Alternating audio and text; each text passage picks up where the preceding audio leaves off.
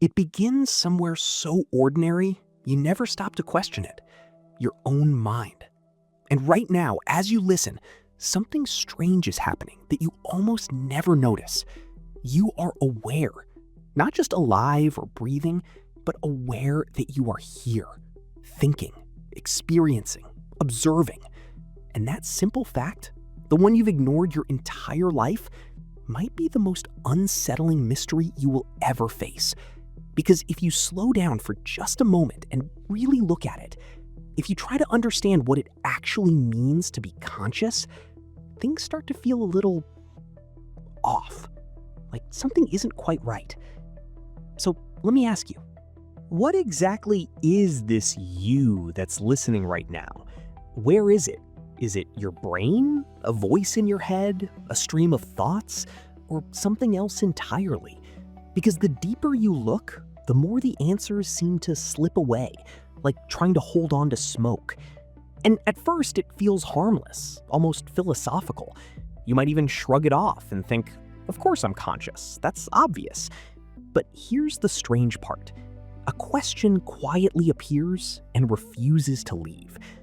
Why? Why is there something it feels like to be you at all? Your brain is just cells and neurons firing signals, chemicals moving in patterns. But none of that explains why those processes should feel like anything.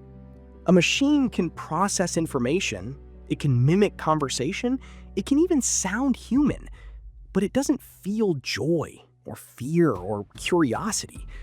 So why do you? What most people don't realize is that no one has a real answer to that. And that's where things start to get uncomfortable. Because if consciousness isn't something we can fully explain, then maybe it's not something we fully control either. You didn't choose to be conscious. You didn't decide to wake up one day inside a body with a mind that never goes silent. It just happened. And that leads to an even more unsettling thought. If you didn't choose to start being conscious, can you really choose anything at all? Think about your last decision. Something small, like what to eat or what to watch. Did you truly choose it? Or did the thought just appear, uninvited, out of nowhere? And this is where it gets interesting. If you pay close attention, you'll notice something strange. You don't actually know where your thoughts come from. They just show up, fully formed, like messages from somewhere you can't access. And yet, you still feel like you're in control, like there's a you behind everything, making decisions, steering your life. But what if that feeling is just another illusion? What if the sense of control is no different from the color red or the taste of sugar? It feels real, but that doesn't make it true. And if that's the case, then the you you've trusted your entire life might not be what you think it is at all. So try this. Try to find yourself. Not your name, not your body, not your memories. Those are all things you can observe. Instead, look for the observer, the one that's aware of everything else. Where is it? Is it behind your eyes, somewhere in your head, or is it nowhere at all? Because the moment you try to locate it, it disappears. Whatever you find just becomes another thing you're aware of, not the awareness itself. It's like chasing your own shadow. You can see it, but you can never catch it. And that leads to a disturbing possibility. What if the self doesn't actually exist? What if it's just a story your brain creates to make sense of the constant flow of thoughts and sensations? A narrative that feels solid but is built moment by moment, like a movie playing in real time. And if that's true, then who are you really? Not your past, not your future, not even your personality. Just this ongoing experience happening right now, with no clear owner. But the darkness of consciousness doesn't stop there, because there's another layer most people avoid thinking about: isolation. No matter how close you feel to someone, no matter how deeply you connect, you can never truly experience their consciousness. You can see their expressions, hear their words, imagine their emotions, but you can never step inside their mind.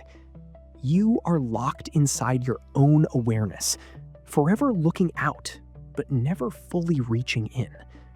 Every relationship, every shared moment exists across an invisible gap that can never truly be crossed. And still, despite all of this, consciousness feels more real than anything else. It's the foundation of everything you've ever known. Without it, there is no world, no time, no meaning. But here's the strange part. If consciousness is all you ever have access to, how can you be sure anything outside of it even exists?